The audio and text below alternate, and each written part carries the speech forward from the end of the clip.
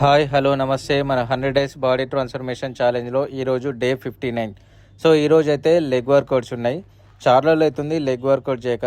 అంటే 1 week trip తర్వాత మళ్ళీ లెగ్ వర్కౌట్ చేయడం ఇదే ఫస్ట్ టైం కాబట్టి, అండ్ అందులో సమ్మర్ ఇంకా తగ్గలేదు, వేడి చాలా కొడుతుంది కాబట్టి బాడీ తొందరగా డిహైడ్రేట్ అయిపోతుంది. సో లెగ్ వర్కౌట్ ఈరోజు మొత్తంలో నాకు జరిగిన బ్యాడ్ ఎక్స్పీరియన్స్ ఏంటంటే, టోటల్ వర్కౌట్ చేసిన తర్వాత ఫస్ట్ ఆఫ్ ఆల్ నాకు మెయిన్గా దెబ్బ పడ్డదంటే స్క్వాట్స్ చేయంగా. ఫస్ట్ స్క్వాట్స్తోని బేసిక్ వామప్ తర్వాత స్క్వాట్స్ స్టార్ట్ చేసిన తర్వాత ఫస్ట్ ఒక 50 kgs వేసాను, తర్వాత 60, తర్వాత 70 ఎబో. థర్డ్ సెట్లో 70 ఎబో వేసిన తర్వాత వెయిట్ వేసుకున్న తర్వాత ఒక 6 reps ఫస్ట్ ఒక సెట్ చేసా 70 తర్వాత. సో తర్వాత చేస్తుంటే లెగ్ పొజిషన్ అనేది కొంచెం రాంగ్గా పెట్టడం వల్ల బాడీ మీద నడుము మీద వెయిట్ పడింది. అసలు అక్కడ పట్టేసుకుంది. నాకంటే ఒక చిన్న నరం ఏదో డిస్టర్బ్ అయినట్టు, దానివల్ల ఇంకా నాకు నడుము మొత్తం పట్టేసుకున్నట్టు అయిపోయింది. సో వెంటనే ఆ టాస్క్ వద్దు అని చెప్పేసి దాన్ని పక్కన పెట్టేసి ఒక 5 to 10 minutes వరకు రెస్ట్ చేసుకున్నా. ఆఫ్టర్ దట్ పెయిన్ వచ్చింది అని చెప్పి గివ్ అప్ చేయొద్దు అని చెప్పేసి కంటిన్యూ చేద్దామని back to back leg press కూడా చేసిన. సో లెగ్ ప్రెస్ చేస్తుంటే అప్పుడు కూడా పెయిన్ వచ్చింది. వెయిట్ కూడా సేమ్ 70 kgs వేసుకొని లెగ్ ప్రెస్ కూడా చేసిన. సో అక్కడ కూడా పెయిన్ అనిపించింది. అయినా కూడా మేబీ చేస్తుంటే పెయిన్ అనేది కొంచెం రిలీఫ్ అవుతుందేమో అనిపించింది, ఆగిపోవద్దు అనిపించింది. ఎందుకంటే బాడీకి రెస్ట్ ఇవ్వడం అలవాటు చేస్తే ఇంకా రెస్టే తీసుకోవాల్సి వస్తుంది, అసలు ముందుకు వెళ్ళలేము. సో పెయిన్ వచ్చినా మంచిదని చెప్పేసి లెగ్ ప్రెస్ కూడా చేసిన, లెగ్ ఎక్స్టెన్షన్, లెగ్ కర్ల్ కూడా చేసేసిన, లాంజెస్ కూడా చేసేసిన.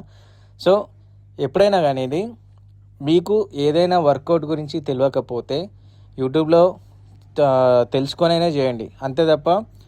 అంటే మీరు చాలామంది అంటారు కావచ్చు, పాయింట్ చేస్తారు కావచ్చు, నువ్వు సరిగా చేయక అందరికి అడ్వైజ్ చేస్తున్నావా, సైజ్ చేస్తున్నావా అని. సో నాకు మిస్టేక్ జరిగింది అని మీకు చెప్తున్నా, మీరు మిస్టేక్ చేయకండి అని. మీరు ఎక్స్పీరియన్స్డ్ అయితే దీన్ని లైట్ తీసుకోండి, మీకు తెలియదు అనుకుంటే దీన్ని ఎక్స్పీరియన్స్గా తీసుకొని మీరైనా సరిగ్గా చేయండి. సో నాకు జరిగిన బ్యాడ్ ఎక్స్పీరియన్స్ ఇది ఏంటంటే, 2 sets కరెక్ట్ చేసిన, థర్డ్ సెట్లో కొంచెం లెగ్ పొజిషన్ రాంగ్ పెట్టడం వల్ల నడుములో పట్టేసుకుంది. అయినా కూడా అక్కడ నేను దాన్ని ఏం గివ్ అప్ చేయలేదు, బ్యాక్ టు బ్యాక్ మళ్ళీ వర్కౌట్ చేసిన, కంటిన్యూ చేసిన. బాడీకి అయితే నేను రెస్ట్ ఇవ్వలేదు. ఎందుకు అంటే అక్కడ ఆగిపోతే ఇంకా ఆగిపోవాల్సి వస్తుంది, బాడీకి ఇంకా రెస్ట్ కావాలనిపిస్తుంది, దాన్ని గివ్ అప్ చేయాలనుకోవట్లేదు. లెగ్ వర్కౌట్ అంటే ఖచ్చితంగా కంప్లీట్ చేయాలనుకున్నా. సో వెయిట్ తీసుకున్నా, ఇంకా వెయిట్ తీసుకొని కూడా ఇంకా ఎక్కువ వర్కౌట్ చేసినా తప్ప నేను డ్రాప్ కావలేదు. నాకు తెలిసి లెగ్ వర్కౌట్ చేయడం అంటే పెద్ద టాస్క్.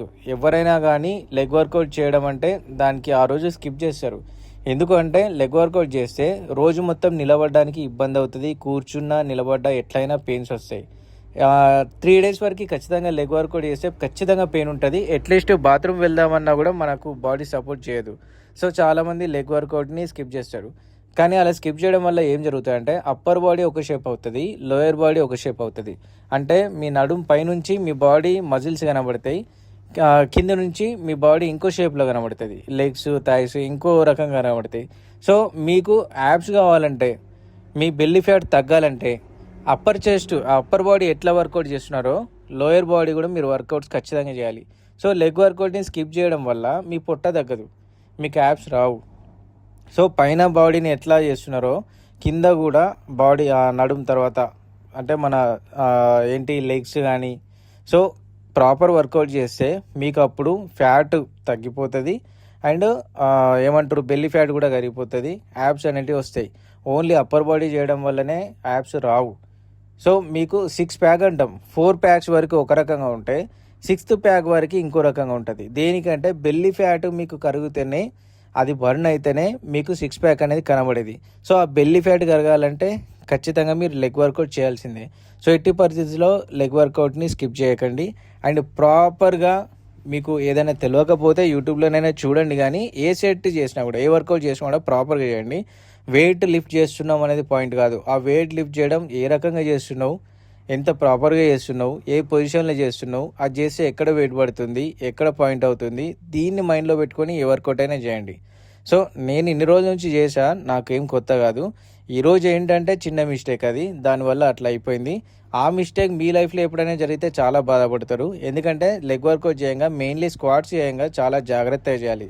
లెగ్ ప్రెస్ అయినా స్క్వాట్స్ అయినా చాలా జాగ్రత్తగా చేయాలి. మిగతా అంటే ఏం కాదు, డెడ్ లిఫ్ట్ కూడా చాలామంది డెడ్ లిఫ్ట్ కూడా చేయరు, కొంతమంది చేస్తారు. బట్ ఎంత అవాయిడ్ చేస్తే అంత బెటర్. డెడ్ లిఫ్ట్ చేయడం వల్ల బాడీ మొత్తం టోటల్ బాడీ మొత్తం స్ట్రాంగ్ అవుతుంది. కానీ మిస్టేక్ జరిగిందే అనుకోండి, మీకు స్పైనల్ పట్టేసుకుంది అనుకోండి, లైఫ్ లాంగ్ బాధపడాల్సి వస్తుంది. సో ఎక్కువ వెయిట్ తీసుకోకుండా, డెడ్ లిఫ్ట్ వరకు ఎక్కువ వెయిట్ తీసుకోకుండా, అవతల వాళ్ళు చేస్తున్నారు, వాళ్ళు 200 మోస్తున్నారు, 160 మోస్తున్నారు, మనం కూడా ట్రై చేద్దామనే స్టంట్లు ఏం చేయకండి. మీకు పాసిబుల్ అయితేనే డెడ్ లిఫ్ట్ చేయండి, లెగ్ వర్కౌట్ చేయండి. ఇబ్బంది పడుకుంటూ అస్సలు చేయకండి. ఎందుకంటే ఆల్టర్నేటివ్ చాలా ఉన్నాయి వర్కౌట్ చేయడానికి. మీకు 6 ప్యాక్ కావాలన్నా, మీకు మజిల్ కావాలన్నా ఆల్టర్నేట్ వర్కౌట్స్ చాలా ఉంటాయి. Not only deadlift and స్క్వాట్స్లో కూడా మీరు ఖచ్చితంగా ఇది చేస్తేనే ఇది అవుతుంది అని కాదు. ఆల్టర్నేటివ్ చాలా వర్కౌట్స్ ఉంటాయి, కొంచెం టైం పడుతుంది. మీకు కాన్ఫిడెంట్ ఉంటేనే మీతో అయినంత వరకే వెయిట్ని లిఫ్ట్ చేయండి తప్ప ఎక్కువ స్టంట్లు చేయకండి. సో ఈరోజు మొత్తంలో నాకు జరిగిన వరస్ట్ ఎక్స్పీరియన్స్ ఏంటంటే, స్క్వాట్స్లో థర్డ్ సెట్లో నాకు మిస్టేక్ జరగడం వల్ల నడుము పట్టేసుకుంది. సో నేను సెట్ చేసుకుంటా, ఏదో రకంగా నా ఐడియాస్ నాకు ఉంటాయి, నా బాడీ నా కంట్రోల్లో ఉంటుంది. సో నేను చేయగలుగుతా. జస్ట్ చెప్తున్నా మీకు, ఇలాంటి మిస్టేక్స్ అయితే చేయకండి. స్క్వాట్స్ చేసేటప్పుడు జాగ్రత్తగా చేయండి, లెగ్ పొజిషన్ అనేది కరెక్ట్గా తీసుకోండి. So that's all for today. నా వీడియో సజెషన్ మీకు నచ్చినట్లయితే లైక్ చేయండి, కామెంట్ చేయండి అండ్ ఫాలో ఫర్ Day 60. జై శ్రీరామ్.